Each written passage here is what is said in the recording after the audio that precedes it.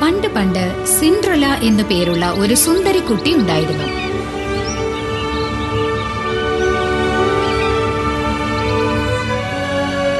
അവൾ തന്റെ ചിറ്റമ്മയുടെയും അവരുടെ വിരൂപരായ 2 മക്കളുടെയും കൂടെയാണ് താമസിച്ചിരുന്നത്.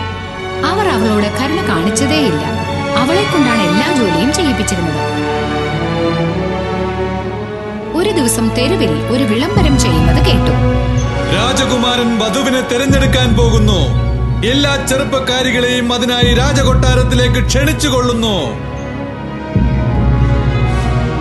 സിൻഡ്രലയുടെ ചിറ്റമ്മയ്ക്ക് തന്റെ 2 പെൺമക്കളെയും സ്വയംവരത്തിന് അയക്കണമെന്നുണ്ടായിരുന്നു. എന്റെ സുന്ദരി കുട്ടികളെ, നിങ്ങൾ പോകണം. ശരിയമ്മേ. പാവം സിൻഡ്രല, അവൾക്കും കൊട്ടാരത്തിലേക്ക് പോകണമെന്നുണ്ടായിരുന്നു. അവൾ ചിറ്റമ്മയോട് അതിന് സമ്മതം ചോദിച്ചു. ഞാനും സ്വയംവരത്തിന് പോകട്ടെ? രാജകുമാരൻ ഒരു വധുവിനെയാണ് അന്വേഷിക്കുന്നത്. നിന്നെപ്പോലെയുള്ള പെൺകുട്ടികളെ ഒന്നും അദ്ദേഹത്തിന് ഇഷ്ടപ്പെടില്ല. നീ ഇവിടെ വീട്ടിൽ തന്നെ ഇരുന്ന് പാത്രങ്ങളൊക്കെ കഴുകുകയും തറ വൃത്തിയാക്കുകയും ചെയ്യേ.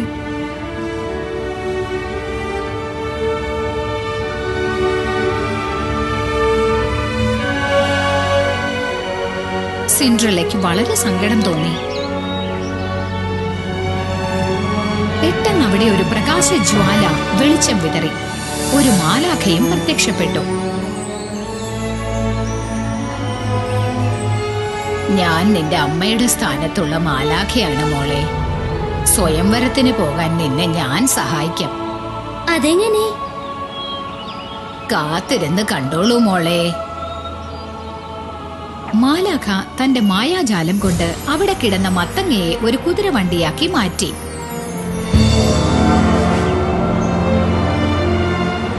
മാലാഖ 6 ചുണ്ടലികളെ 6 കുതിരകളാക്കി മാറ്റി. മറ്റൊരു ചുണ്ടലിയെ വണ്ടിക്കാരനായി മാറ്റി. സിൻഡ്രലയുടെ പഴയ വസ്ത്രങ്ങളെ മാലാഖ രാജകീയ വസ്ത്രങ്ങളാക്കി മാറ്റി. അവൾക്കൊരു ജോഡി കണ്ണാടി ഷൂസുകളും കിട്ടി.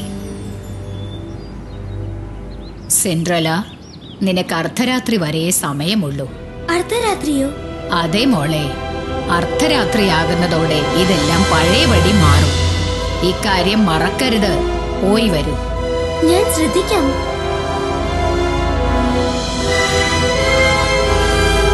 സിൻഡ്രല സ്വർണ വണ്ടിയിൽ കൊട്ടാരത്തിലേക്ക് ചെന്നു.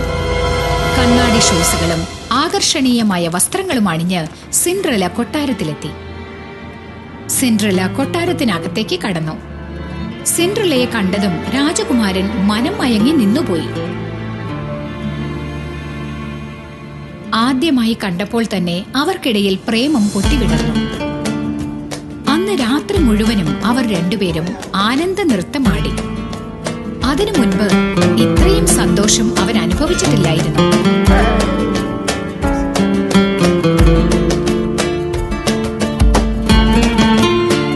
അപ്പോഴാണ് അർദ്ധരാത്രി ആയെന്നറിയിക്കുന്ന നാഴികമണി അടിക്കുന്നത് കേട്ടത്.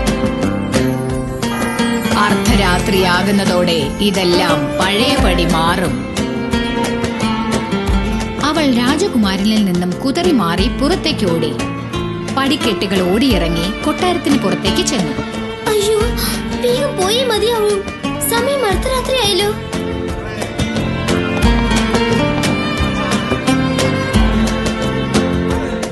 സിൻഡ്രലയെ പിടിച്ചു നിർത്താനായി രാജകുമാരനും പുറകെ ഓടിയെങ്കിലും ഗോവണിപ്പടിയിൽ കിടന്ന ഒരു കണ്ണാടി ഷൂ മാത്രമേ കാണാനായുള്ളൂ.